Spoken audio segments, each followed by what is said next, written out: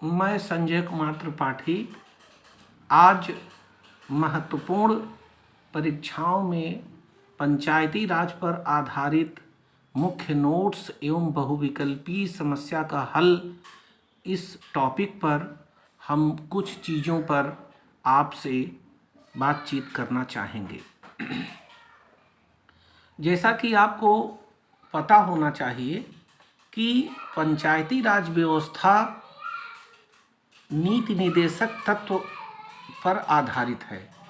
नीति निर्देशक तत्व के अंतर्गत भारतीय संविधान की धारा 40 में इसका उल्लेख है। यह भारतीय संविधान के भाग 9 में स्थित है। यह सब चीज़ें बहुत ही महत्वपूर्ण हैं और ये सब चीज़ें पूछी जाती रहती हैं परीक्षाओं में।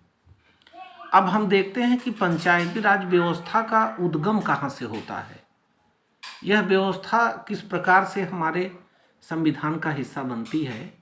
इसके अंतर्गत 1957 में 1957 में श्री बलवंत राय मेहता समिति की सिफारिश के आधार पर 3 टियर सिस्टम पंचायती राज व्यवस्था के रूप में सामने आता है। इसमें कुछ अन्य और समितियों की बातें हैं जो कि हम आगे के क्रम में देखेंगे, लेकिन एक महत्वपूर्ण पड़ाव जो हमारे पंचायती राज व्यवस्था के अंतर्गत दिखता है वह है 1957 में श्री बलवंत राय मेहता समिति का क्रियान्वयन होना। यह 2 अक्टूबर 1959 को राजस्थान के नागौर में, राजस्थान प्रदेश के नागौर जिले में इसकी प्रथम शुरुआत मानी जाती है। इसी के साथ 1964 में जब कोई भी नई व्यवस्था अस्तित्व में आती है तो उसमें कुछ न कुछ कमियां आ जाती हैं।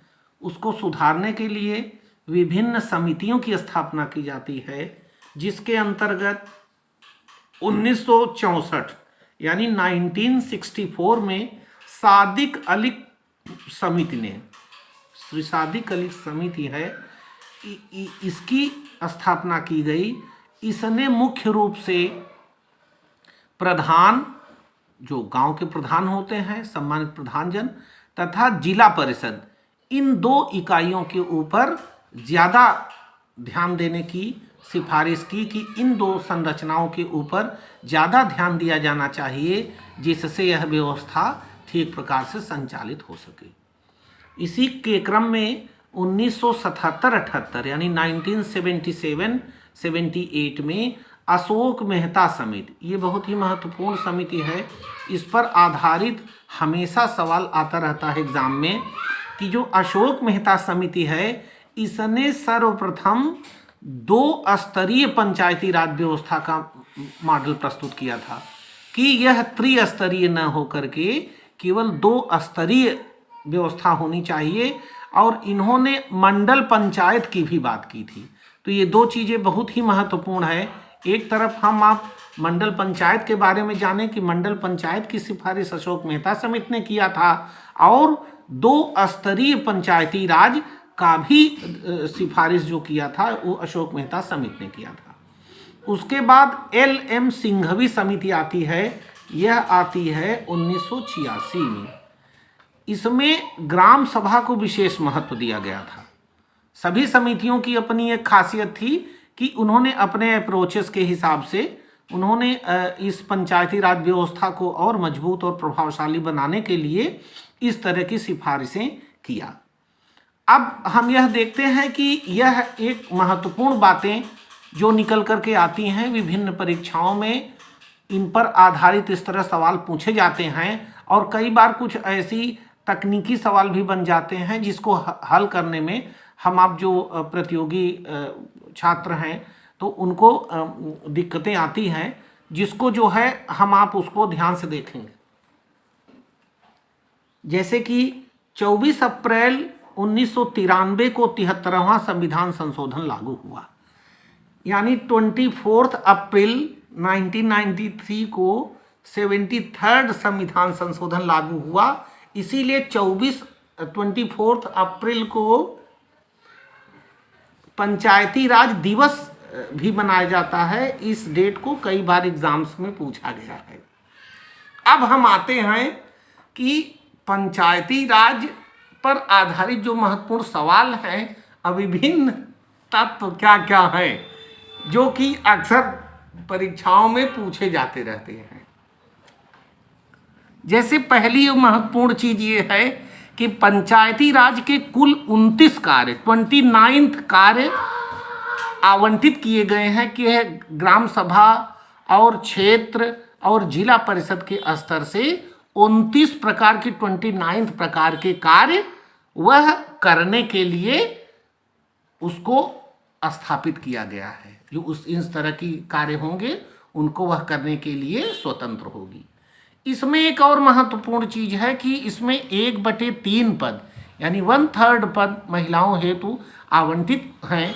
यह कई बार पूछा जाता है कि महिलाओं के लिए कितने पद, यानी अगर सीटें होंगी तो उसमें 1/3 पद जो होंगे वो महिलाओं के लिए आवंटित होंगे। इसमें प्रत्यक्ष एवं गुप्त मतदान की व्यवस्था है।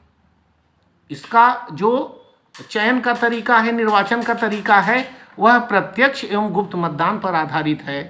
और एक और महत्वपूर्ण चीज इसमें है कि यदि किसी ग्राम सभा को या पंचायत को विघटित की स्थिति में अगर उसका विघटन हो जाता है तो 6 माह के अंदर उसका चुनाव आवश्यक है। इससे ज़्यादा उसका चुनाव नहीं टाला जा सकता है। 6 माह के अंतर्गत उसका चुनाव, ये बहुत ही महत्वपूर्ण है। ये कई बार जो है महत्वपूर्ण प्रतियोगी परीक्षाओं में सवाल पूछा जाता है।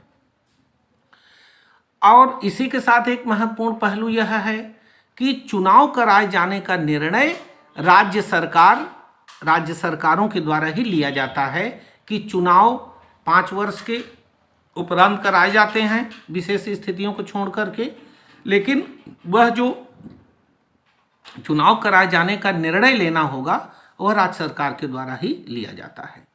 और एक बड़ी महत्वपूर्ण चीज इसमें आती है उभर करके कि पदों को भरने की व्यवस्था, जो पदों को भरने की व्यवस्था होती है वह चक्रानुक्रम में होती है।